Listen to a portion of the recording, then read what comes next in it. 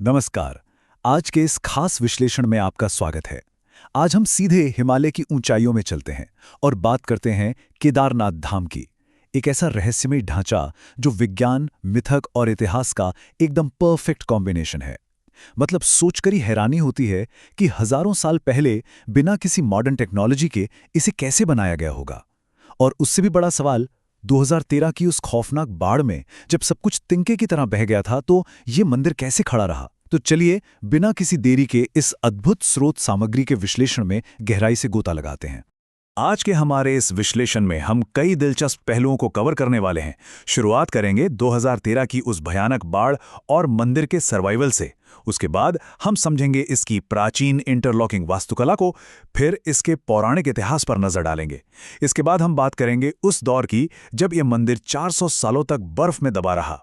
फिर एक बहुत ही रहस्यमयी भौगोलिक अलाइनमेंट को समझेंगे और अंत में सदियों पुरानी शीतकालीन परंपराओं और भविष्यवाणियों पर भी चर्चा करेंगे। तो चलिए शुरू करते हैं। तो आइए सीधे अपने पहले खंड की ओर बढ़ते हैं। 2013 की बाढ़ का सर्वाइवल, एक मॉडर्न मिरेकल। 16 जून 2013 की उस खौफनाक रात की जरा कल्पना कीजिए। मंदाकिनी नदी पूरी तरह उफान पर थी। चोराबाड़ी ग्लेशियर पिघल चुका था। पानी, बड़े बड़े पत्थर और मलबे का एक ऐसा विनाशकारी सैलाब आया जो अपने रास्ते में आने वाली हर चीज को बहा ले जा रहा था। वो प्रकृति का एकदम रौद्र रूप था। और यहीं पर एक बहुत ही बड़ा सवाल हमारे सामने खड़ा होता है। जब आसपास के सभी आधुनिक होटल्स, मजबूत घर और दुकानें पूरी तरह से ताश के पत्तों की तरह ढह गए, तो हजारों साल पुराना ये एक मंदिर इस महाप्रलय में कैसे सुरक्षित खड़ा रहा? आखिर इसके पीछे का विज्ञान क्या है? तो इस सर्वाइवल के पीछे जो एक बहुत बड़ा कारण बताया जाता है वो है भीमशिला। स्रोत सामग्री के अनुसार ये लगभग 1000 मीट्रिक टन वजनी और 20 से 25 फीट लंबी एक विशाल चट्टान थी। जरा सोचिए इसके वजन के बारे में।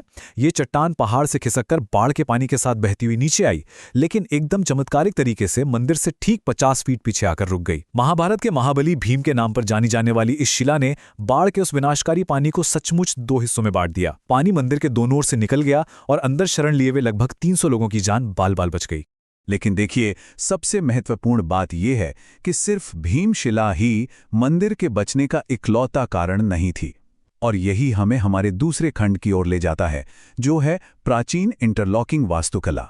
क्योंकि पानी और मलबे का फोर्स इतना ज्यादा था कि कोई भी आम इमारत उस झटके से ही चकनाचूर हो जाती। पर यह मंदिर कोई आम इमारत है ही नहीं। इसकी सबसे बड़ी खूबी छिपी है इसकी निर्माण तकनीक में। इस विशाल मंदिर को बनाने में किसी भी तरह के सीमेंट या गारे का इस्तेमाल बिल्कुल नहीं किया गया था। हजारों साल पहले हमारे प्राचीन भारतीय कारीगरों ने भारी पत्थरों को इस तरह से तराशा कि वो एक दूसरे के साथ पूरी तरह से लॉक हो जाएं, बिल्कुल किसी जिक्सॉ पजल के टुकड़ों की तरह।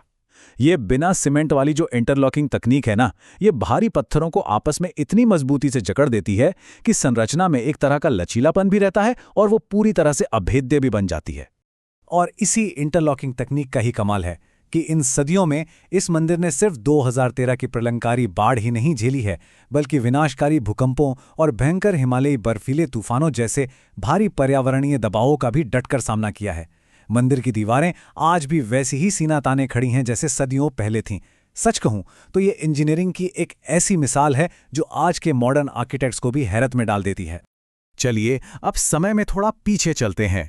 हमारा तीसरा खंड इसी सवाल की पड़ताल करता है कि आखिर इस अद्भुत संरचना का निर्माण किया किसने था।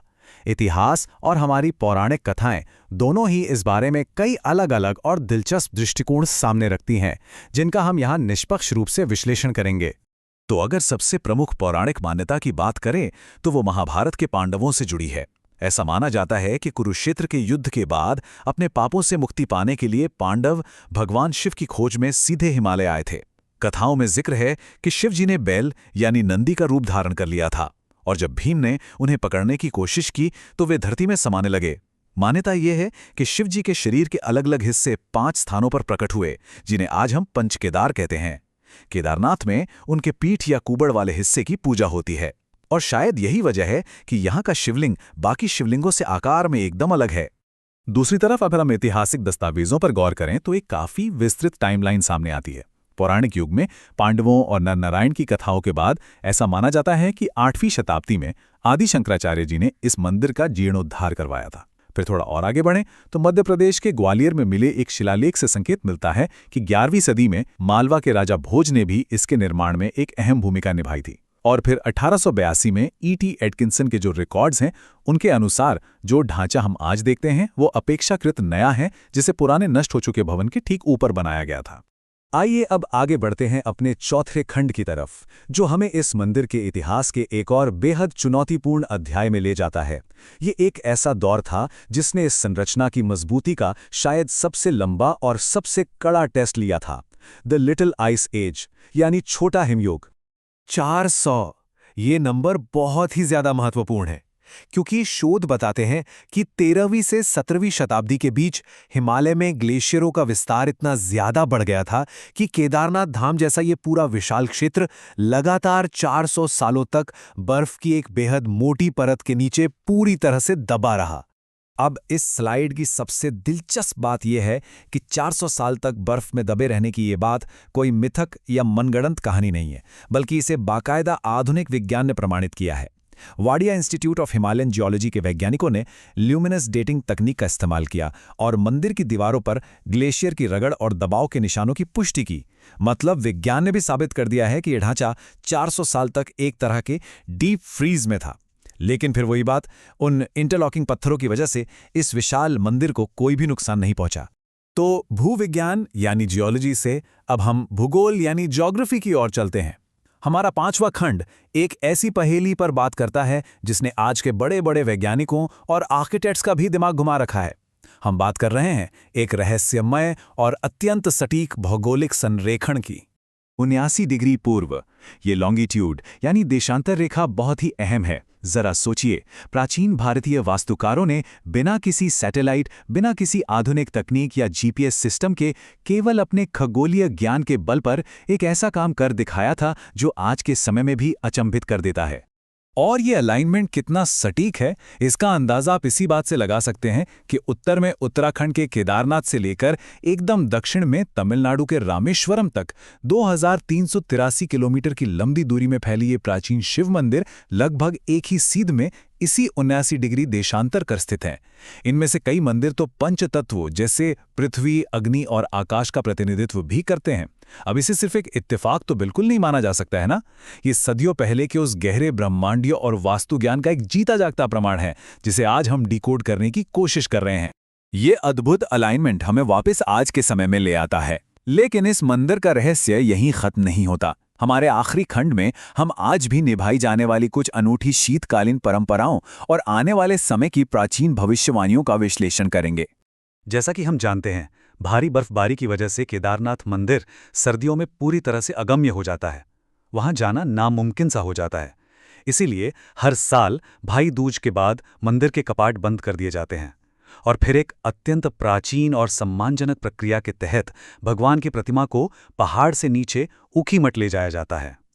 ऊखीमठ वो जगह है जहां मंदाकिनी और अलकनंदा नदियां मिलती हैं और यहीं अगले 6 महीने तक भगवान शिव की नियमित पूजा अर्चना होती है। लेकिन इस दौरान मूल केदारनाथ मंदिर में कुछ ऐसी चीजें होती हैं जो सच में सोचने पर मजबूर कर देती हैं। स्रोत बताते हैं कि जब 6 महीने के लिए मुख्य मंदिर को सील किया जाता है तो अंदर एक दीपक जलाया जाता है। हैरानी की बात यह है कि 6 महीने बाद जब कपाट दोबारा खुलते हैं तो वो दीपक जलता हुआ ही मिलता है। पौराणिक मान्यताएं कहती हैं कि सर्दियों में जब इंसान वहां नहीं जा पाते तब देवता और गंधर्व स्वयं यहां पूजा करते हैं। इसके अलावा एक और बहुत ही दिलचस्प बात है, इस मंदिर का एक बहुत पुराना अंतर्राष्ट्रीय सांस्कृतिक जुड़ाव है। यहाँ की पूरी पूजा पद्धति प्राचीन काल से ही कर्नाटक के वीराशैव जंगम समुदाय के पुजारियों द्वारा संपन्न की जाती है, जिन्हें रावल कहा जाता है, और ये अनुष्ठान केवल कन्नड़ भाषा में ही होते हैं। और इन सब के बीच हमारे पुराणों में एक बहुत ही रहस्यमय और गहरी भविष्यवाणी भी दर्ज है। इसमें साफ साफ कहा गया है कि भविष्य में एक दिन ऐसा आएगा जब नर और नारायण पर्वत आपस में मिल जाएंगे, और जब ऐसा होगा तब केदारनाथ और बद्रीनाथ का ये मार्ग हमेशा हमेशा के लिए बंद हो जाएगा। उसके बाद भविष्य केदार और भविष्य बद्री नाम के नए तीर्थ स्थल उभरेंगे। ये बात हमें कहीं ना कहीं ये याद दिलाती है कि प्रकृति और समय के इस विशाल चक्र में कुछ भी पूरी तरह से स्थायी नहीं है।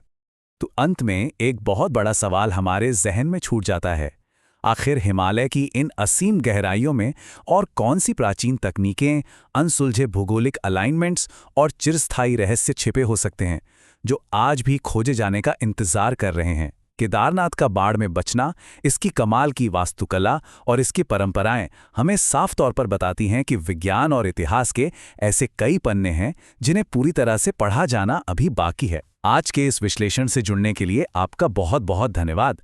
उम्मीद है कि इस जानकारी ने आपके अंदर भी कुछ नया जानने की जिज्ञासा जरूर जगाई होगी।